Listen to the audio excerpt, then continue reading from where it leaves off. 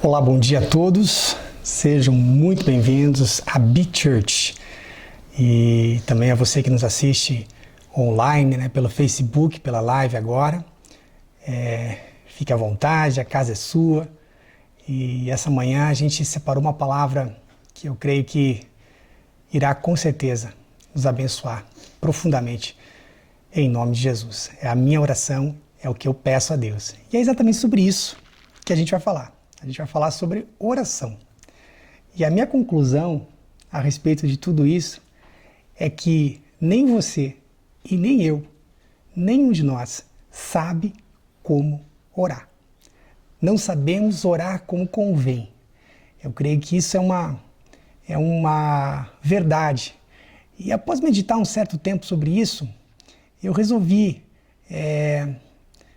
tocar nesse assunto e conversar com a igreja a respeito disso. Essa manhã eu quero começar perguntando para você: se você tivesse que pedir uma coisa, somente uma coisa, para Deus, neste momento, se você tivesse um pedido, seja o que for, e você tivesse certeza de que Deus prontamente o atenderia, qual seria esse pedido? Qual seria a sua grande sacada? É interessante que você até chegou a pensar em algumas coisas, não é verdade? Talvez uma ou duas possibilidades. E eu creio que esse seja o princípio de muitos problemas que nós temos relacionados com a nossa vida de oração. Nós temos a tendência de achar que nós vamos ser atendidos da maneira e no tempo que julgamos ser a melhor. Sabe, assim como a gente pede para um gênio da lâmpada, os 3 desejos mágicos, a cultura das 1001 noites, mesclada com o cristianismo, a gente acredita que a gente, num estalar de dedos, a gente vai receber. Agora, sejamos justos. Se a gente for extrair alguns versículos na Bíblia, nós com certeza nos permitiríamos pensar dessa maneira também.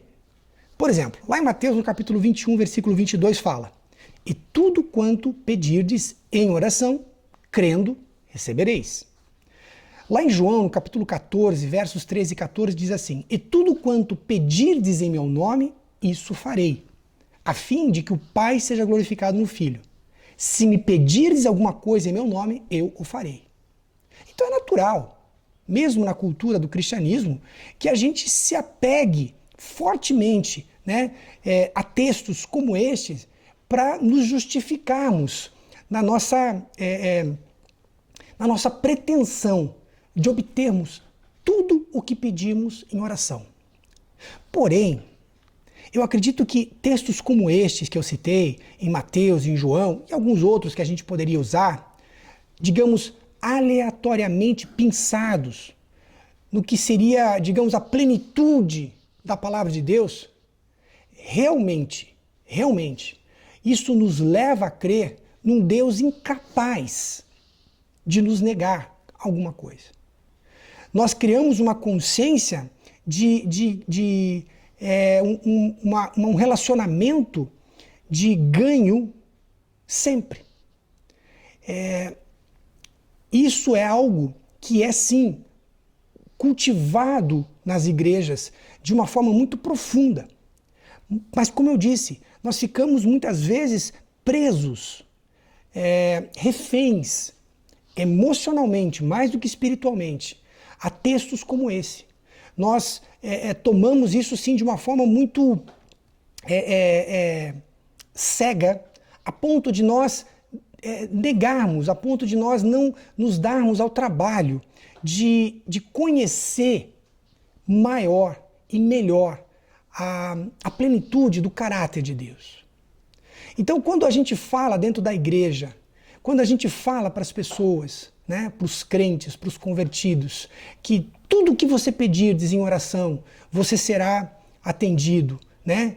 Que o outro texto em Lucas, que é muito interessante, qual dentre vós é o pai que se o filho lhe pedir pão, lhe dará uma pedra? Ou se pedir um peixe, lhe dará um lugar de peixe, uma cobra? Ou se pedir um ovo, lhe dará um escorpião? Ora, se vós que sois maus sabem dar boas dádivas aos vossos filhos, quanto mais o Pai Celestial dará o Espírito Santo àquele que lhe pedirem. Nós colocamos algo muito forte. Agora, é notório que para quem já caminha com Deus há algum tempo, tem que concordar comigo que não é bem assim que as coisas funcionam. Não é exatamente nessa fórmula, nessa equação que as coisas tendem a acontecer. Eu acredito que existe um mar, talvez, de, digamos, variáveis que vão interferir diretamente no produto final da nossa oração. Ou seja, entre o orar e o efetivamente receber o fruto da nossa oração. Existe uma infinidade de questões que precisam ser levadas em conta. Não é absolutamente tão simples quanto nos movemos, quanto vivemos baseados em versos como esse, como eu disse, aleatoriamente pensados. Agora, é claro que eu pretendo aqui ser prático, eu pretendo ser objetivo e especialmente de alguma forma didático, na tentativa, obviamente, de elucidar um tema que eu acredito ser muito complexo e misterioso para a igreja como um todo. É claro que eu não tenho, e nem teria como, a pretensão de esgotar esse assunto, mas eu acredito que a gente pode abrir mais os nossos horizontes e compreender um pouco melhor o mecanismo da oração no que diz respeito ao relacionamento com Deus. Bom, antes de tudo, na verdade, a gente sempre ensina isso, que nós sempre precisamos avaliar a Deus à luz de toda a sua palavra. Uma teologia errada ou talvez superficial, ela vai naturalmente, fisiologicamente, gerar uma doutrina, um ensino errado dentro da igreja. Então nós precisamos ter sim um nível profundo, maior, mais complexo de estudo, de conhecimento, de profundidade de toda a palavra de Deus, para que nós possamos começar a compreender o agir de Deus. Nós começamos a compreender melhor o seu caráter, certo? Através da plenitude da palavra de Deus. E não através de pequenos e poucos versos a respeito disso. Aliás, hoje, com o Google, ou mesmo essas bíblias digitais, se torna muito fácil, né, ou pelo menos muito mais fácil você fazer um estudo, onde você digita lá uma palavra e você vê uma série de textos que normalmente saltam fora de um contexto. E isso é o grande problema. Já vimos pregações, livros publicados e lançados partindo de uma premissa que não é, digamos assim, falsa, mas ela é incompleta, por falta, por desconhecimento da natureza plena de Deus. Porque em todas as coisas, eu creio que existe um modus operandi da parte de Deus, que sempre vai ser condizente com o seu caráter e com a sua essência. Por exemplo, se a gente fala, aprendemos que Deus é amor, mas também justiça. Bom, esse é um exemplo muito clássico, eu diria, do quanto que é preciso conhecer de Deus para a gente conseguir compreender a profundidade dessa simples afirmação. Um Deus que é amor, mas que é justiça. Se eu não entendo o caráter de Deus em toda a sua apresentação para a humanidade, eu não vou entender plenamente o que isso quer dizer. E esse é só um pequeno exemplo. Mas voltando ao tema, o que eu queria colocar, num primeiro momento, se nós não temos, então, que é o que parece que está sendo mais claro para nós aqui, a garantia, nós não temos a garantia de que nós iremos receber o que pedimos, como é que fica a nossa vida de oração? Então, qual é o sentido de apresentarmos a Deus as nossas petições? Bom, em primeiríssimo lugar, eu diria que a oração é mais do que simplesmente um meio de simplesmente peticionar, digamos assim, as nossas demandas num fórum celestial. Oração, acima de tudo, ela tem a ver com intimidade com Deus. Ela tem a ver com tempo de qualidade com ninguém menos do que o nosso Criador e Salvador. Somente por aí já deve nos mover no sentido, num conhecimento mais profundo a respeito dele. Que, digamos, transcende ao conhecimento que eu poderia ter através da leitura e até mesmo através do estudo bíblico. Então eu creio que a oração, pura e simplesmente, ela é uma linguagem, é uma comunicação efetiva. Ela é, portanto, parte fundamental do nosso relacionamento e, obviamente, da nossa intimidade com Deus. Quando nós nos colocamos num ambiente de intimidade com alguém, através de conversa, através de conhecimento, o que vai acontecer é um ambiente muito mais natural, muito mais fisiológico, para que certas demandas possam ser melhor resolvidas, de um lado e de outro. Isso acontece com qualquer relacionamento marital, por exemplo. Né? Existe um ditado que diz que você, para conhecer uma pessoa, você precisa comer um saco de sal com ela. Né? Isso remete a uma ideia de muitas pitadas, e obviamente ao longo de um período muito longo. E isso traduz o quê? Um conhecimento profundo entre uma pessoa e outra. O momento exato, o tom de voz, né? A expressão corporal. Todas essas coisas dizem respeito à intimidade. Portanto, a oração é exatamente isso. É quando nós, digamos assim, precisamos comer alguns sacos de sal com Deus, para que a gente possa se dizer, né, que conhecemos Ele efetivamente. Agora, é claro que a gente precisa sim, aliás, sempre, apresentar as nossas petições através das orações. Aliás, como ensina Paulo, o apóstolo, em Filipenses, no capítulo 4. Paulo diz assim: não andeis ansiosos de coisa alguma, em tudo, porém, sejam conhecidas diante de Deus as vossas petições, pela oração e pela súplica com ações de graças.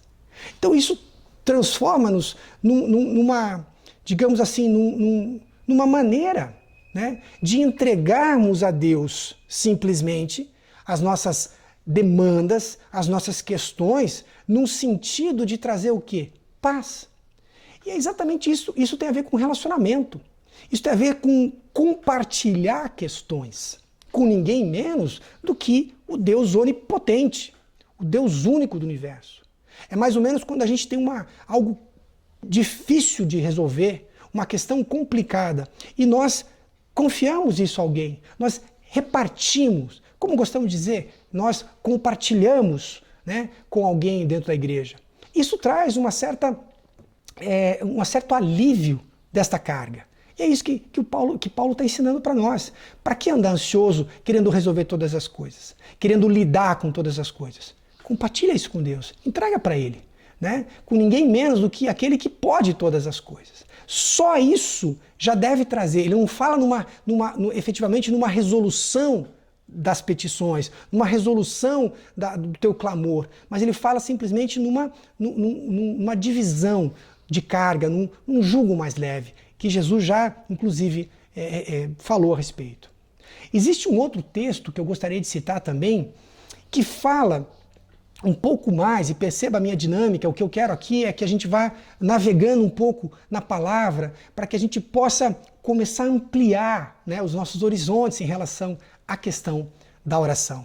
Para que você possa começar a exercitar melhor a tua perspicácia, a tua percepção em relação a esse tema. E esse texto, que é muito conhecido, inclusive, está em Marcos, no capítulo 10, no versículo 46 em diante, ele traz para nós um modelo que deve nos auxiliar muito. E eu acho que esse é um grande ponto que a gente pode falar a respeito da oração. Essa passagem, ela trata da cura do cego Bartimeu. Jesus estava deixando a cidade de Jericó, né, obviamente com aquele monte de gente, aquela multidão em volta dele, e ao ouvir, né, o cego Bartimeu, ao ouvir que Jesus passava diante de si, ele começa a clamar em altos brados. Ele começa a fazer uma oração.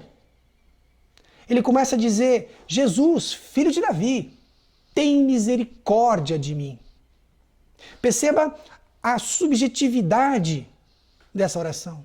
Perceba a amplitude, o quão genérico isso pode soar, né? Até mesmo aos ouvidos de Jesus. Tenha misericórdia de mim. A história conta que depois de muito clamar, e mesmo sem conseguirem abafar, sem conseguirem persuadi-lo a parar, ele foi finalmente trazido diante de Jesus. E aqui Jesus faz algo, no mínimo, estranho. Jesus pergunta ao cego: que queres que eu te faça? E por que eu digo que sou estranho? Bom, simplesmente porque todos, não somente ali, mas eu creio que até hoje, concordariam que seria óbvia a necessidade, a demanda deste homem diante daquela circunstância. E é claro que Jesus sabia disso também. Mas, como sempre, ele busca intencionalmente nos apresentar um modelo. E que modelo é esse? Jesus pergunta: que queres que eu te faça? Jesus está mostrando uma direção, um modelo de oração, a objetividade com que nossas preces, o nosso clamor precisa ser feito. Esse é o primeiro ponto. Nós, muitas vezes, oramos de uma forma muito genérica, de uma forma muito ampla. E não entendemos porque a bênção vem de uma forma também, às vezes, muito grande, muito aberta, o que, às vezes, se torna até certo ponto, para nós, imperceptíveis. Agora, eu creio que o ponto principal dessa pergunta com Jesus, de Jesus ao cego Bartimeu, tem a ver com a consciência da nossa real necessidade. Sabe, eu creio que não importa que todos à sua volta saibam o que você precisa. E não importa até mesmo que Deus, obviamente, já saiba exatamente do que você precisa. Eu creio, através desse modelo, que a menos que você verbalize, a menos que você reconheça claramente a sua necessidade, objetivamente, diante dele, é provável que o efeito da sua oração seja possivelmente inócuo. Sabe, daí vem aquelas histórias. Eu estou orando para o meu marido parar de beber. Ou eu estou orando para meu filho parar de usar drogas. Ou eu estou orando pela paz em Israel. E eu não estou aqui colocando esse padrão de oração, digamos assim, menosprezando essas petições, que são absolutamente válidas. O que eu estou tentando mostrar, o que eu estou tentando também aprender, é que como Paulo fala em Romanos, no capítulo 8, do verso 26, que ele mesmo diz que não sabemos orar como convém. E porque não sabemos orar como convém, o Espírito nos auxilia na nossa fraqueza. Então parece realmente ser uma dificuldade nossa. Parece ser uma limitação. Nós não sabemos orar. Nós não sabemos nos apresentar diante de Deus e realmente, objetivamente, né, trabalhar dentro de uma dinâmica com Ele mais efetiva. E quando a gente começa a analisar esses pontos, a gente começa a perceber realmente o quão vago a gente pode ser na nossa vida de oração. Sabe, eu creio que, aparentemente, esse tipo de oração, quando fazemos em relação a terceiros, para o meu marido, para minha esposa, para o meu filho, parar de beber ou suspender algum vício qualquer, ele parece ser absolutamente infrutífero diante de Deus se eu analisar à luz deste modelo da cura do cego Bartimeu. Eu acredito que, na verdade, essa oração, esse padrão, esse modelo de oração, que é aparentemente intercessória, né, desprovida, portanto, de uma causa própria, eu digo aparentemente, né, porque quando oramos nesse sentido, muitas vezes nós temos toda uma carga, obviamente, o meu marido, minha esposa, meu filho, meu neto, é óbvio que existe uma percepção minha também, não é assim tão abnegada uma oração como essa. Agora, eu acredito que ela não tem efeito simplesmente porque o objeto da oração, ele não se torna parte do propósito, consciente da sua necessidade. Quando nós oramos dessa forma, né, para um terceiro. Agora, eu creio que já rapidamente eu quero entrar num outro ponto. Eu quero pegar automaticamente um gancho aqui e, se você me permite, venha comigo. Então, qual é o objeto exato da oração? Qual é o ponto exato, o objeto que eu preciso realmente pontuar nas minhas orações? Veja, como eu estou dizendo, muitos de nós temos a oração focada na causa final. Parar de beber, suspender um outro vício qualquer, ganhar uma promoção e assim por diante. Quando, na verdade, o foco da mudança deveria ser no caráter, deveria ser nas nossas atitudes, mas principalmente focado na salvação, seja de quem for. Porque através disso, através da conversão genuína e, obviamente, da salvação eterna, eu creio que as demais coisas serão automaticamente, fisiologicamente acrescentadas. Existe uma passagem em 1 Pedro, no capítulo 5, que fala assim: esta é a segurança que temos para com Ele. Quer dizer, algo que é uma garantia que eu tenho para com Deus. Que se lhe fizermos qualquer pedido, um aposto, de acordo com a vontade de Deus, temos a certeza de que Ele nos dá atenção. Veja, Ele não está dizendo que Ele vai nos conferir, Ele não está dizendo que Ele vai nos garantir, mas eu estou dizendo que Ele vai nos dar atenção. É provável que Ele leve isso em conta. Agora, se Pedro está dizendo que se nós fazemos algum pedido de acordo com a vontade de Deus, como é que nós vamos saber se as coisas pelas quais nós estamos orando são a vontade de Deus para nós? Como é que então a gente deve orar? Aí eu volto àquele ponto principal. Somente quando a gente começa a entender o que Deus quer para nós, ou seja, isso denota de novo intimidade com Deus, intimidade com a sua palavra. Né? Quando a gente realmente começa a compreender, a entender melhor o caráter de Deus, certo? Nós passamos de uma maneira mais natural a aceitarmos, eu não digo então compreendermos, porque muitas vezes isso fica muito, muito além da nossa capacidade de compreender o agir de Deus. Naturalmente é assim que tem que ser. Não haveria como ser contrariamente isso. Agora, quando eu digo que nós compreendemos melhor o seu caráter, nós passamos então a aceitar melhor a sua soberana vontade sobre as nossas vidas. O seu não passa a ser mais suave. O seu não passa a ser mais aceitável. Sabe? Porque nós precisamos, e nós cantamos isso, nós declaramos isso através de pregações, através de canções, que a palavra de Deus, aliás, que a vontade de Deus, ela é o quê? Ela é boa, Em primeiro lugar, ela é boa. Se eu reconheço que ela é, além de boa, agradável, mas acima de tudo eu reconheço que ela é perfeita. Sabe, como é que eu vou não aceitá-la para a minha vida?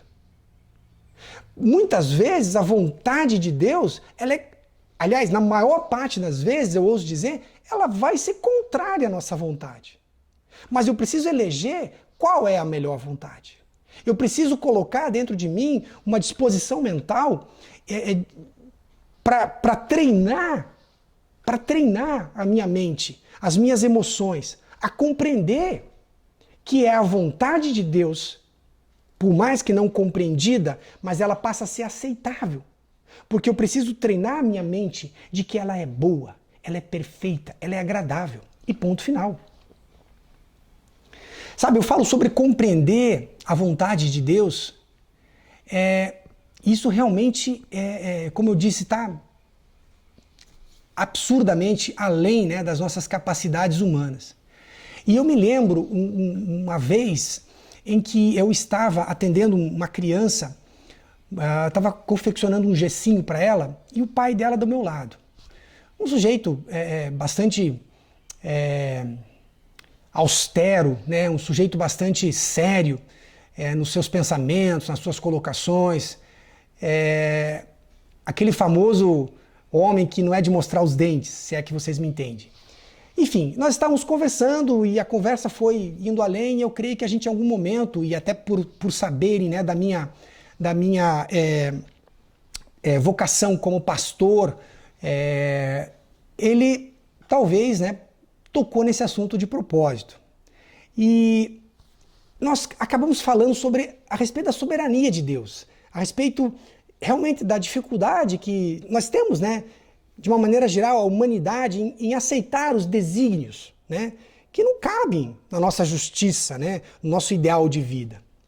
E ele disse para mim, categoricamente, eu não acredito em Deus. Naquele momento, eu meio que congelei. E eu acredito que Deus, o Espírito Santo, me deu uma palavra de sabedoria a respeito daquilo. E eu, continuando a fazer o gesso, disse para ele, imagine você, um sujeito, e ele é uma pessoa, deixa eu só abrir esse parênteses aqui para melhor ilustrar a história, ele é um comandante da Marinha Mercante. Então ele é um sujeito que viaja pelo mundo todo.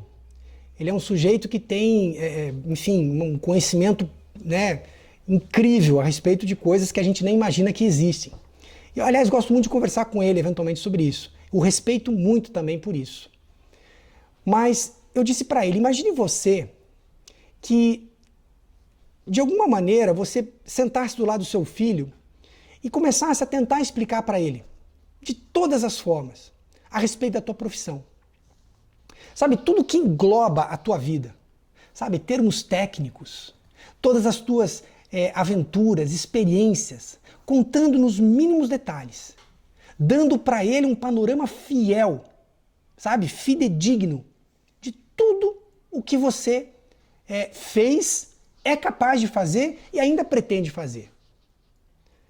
Eu perguntei para ele, você acredita que essa criança, esse menino de 3 anos, ele seria capaz de compreender a dimensão dessas coisas?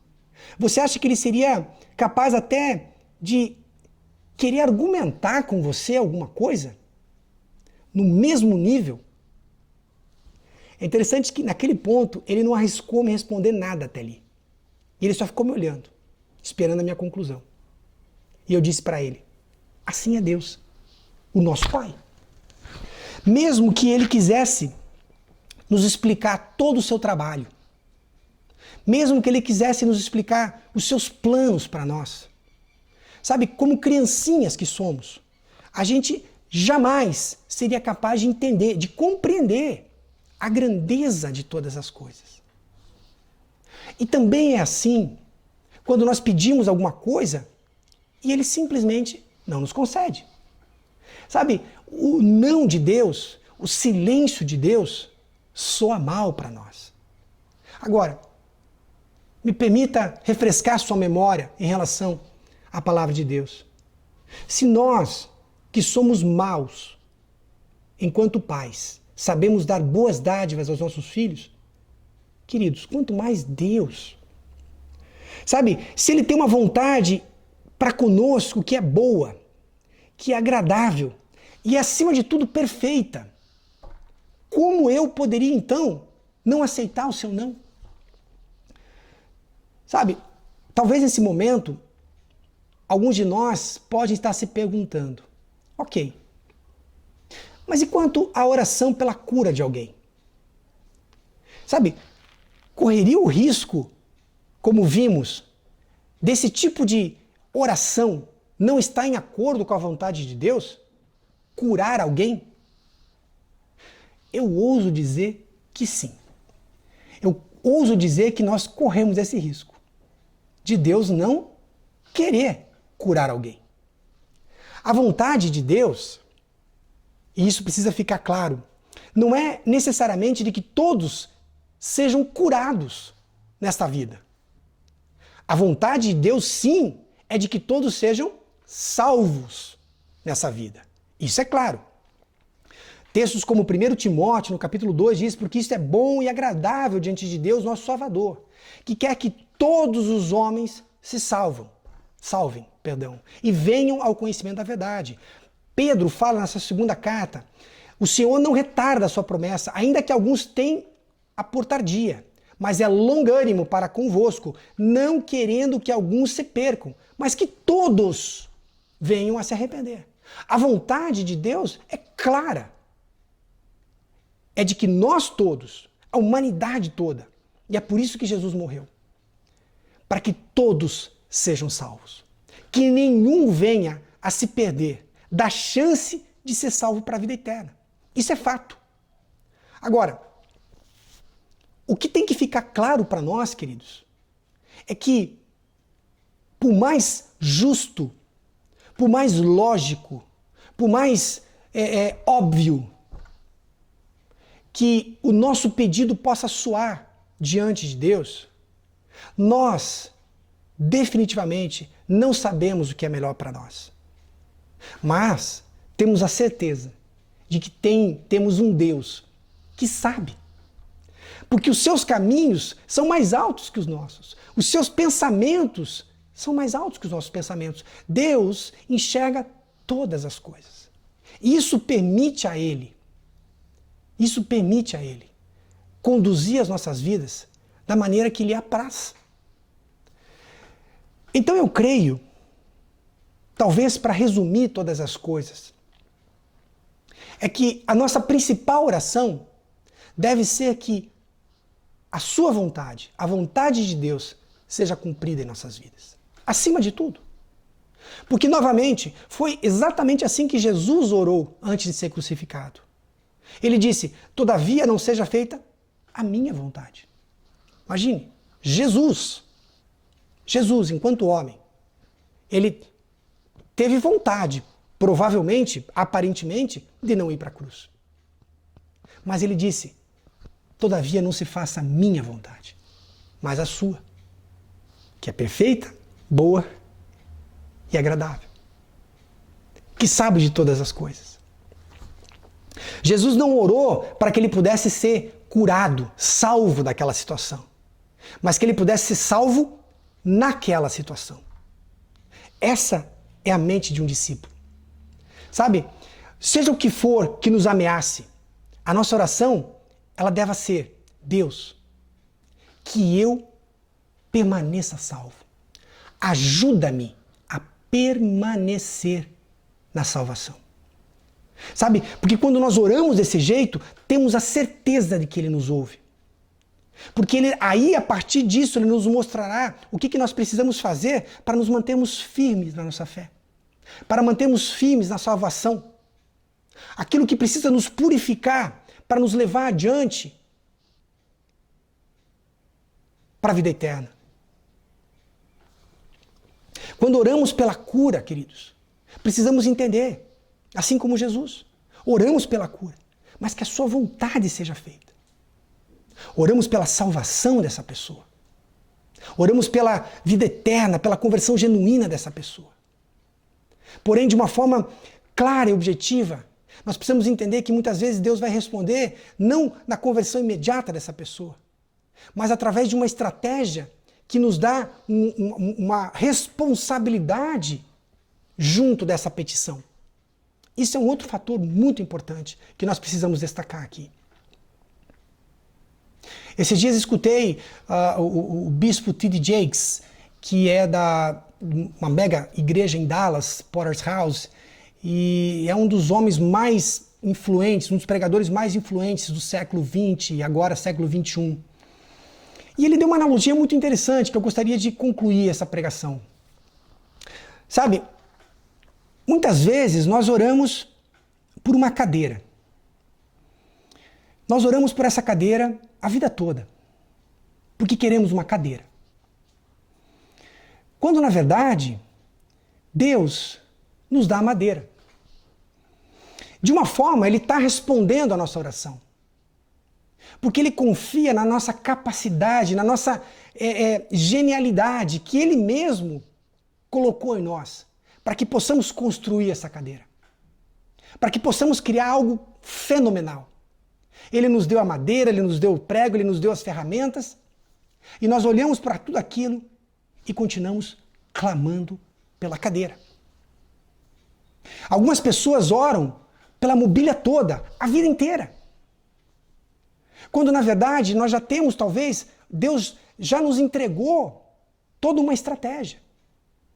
Mas pela falta de percepção, e eu digo, pela falta de relacionamento com Deus, pela falta de intimidade para compreender a maneira como Ele age, a nossa oração aparentemente é inócua, infrutífera, quando na verdade nós não estamos verdadeiramente tomando responsabilidade, tomando frente, controle daquilo que diz respeito a nós mesmos. Sabe, queridos, como eu disse essa manhã, eu não pretendo aqui jamais esgotar esse assunto de oração. Isso é uma pequena parte do que pode ser dito a respeito disso. É claro que nós procuramos, de alguma forma, através de uma metodologia de começo, meio e fim, trazer uma conclusão de todas as coisas. Mas existe muito mais que nós podemos falar a respeito de oração. E o meu objetivo essa manhã é, acima de tudo, chamar a tua atenção. Para que a gente possa, de uma maneira mais crítica, analisarmos a nossa vida de oração. Para que nós possamos realmente sermos mais justos com a pessoa de Deus. E que nós possamos, de uma forma natural, se não compreendermos, aceitarmos de uma forma de melhor grado, né, a vontade dele para as nossas vidas. Eu quero te incentivar a permanecer fiel à tua oração, ao teu relacionamento com Deus, à tua busca de intimidade com Ele. Eu quero te incentivar a ter o hábito de procurá-lo diariamente, constantemente, em todas as coisas. Que você não ande ansioso por nada, mas que você compartilhe com Ele todas as coisas. E por mais que Ele já saiba, responda a Ele. Responda a Ele. Permita que Ele trabalhe com a tua maneira de orar. Permita que o Espírito lhe auxilie na minha fraqueza, na minha limitação da oração. Para que nós possamos ser, acima de tudo, ligados, unidos, comum com Deus, através do Espírito Santo. Queridos, eu abençoo você, abençoo a sua casa nesta manhã, e meu desejo é que o Espírito Santo possa continuar ministrando a esse respeito. Que ainda hoje, você em algum momento sinta a necessidade, a urgência de se encontrar com esse Deus em oração. Tenha um domingo abençoado em família e eu espero ver você a semana que vem aqui na Big Church. Vem ser igreja com a gente. Deus abençoe.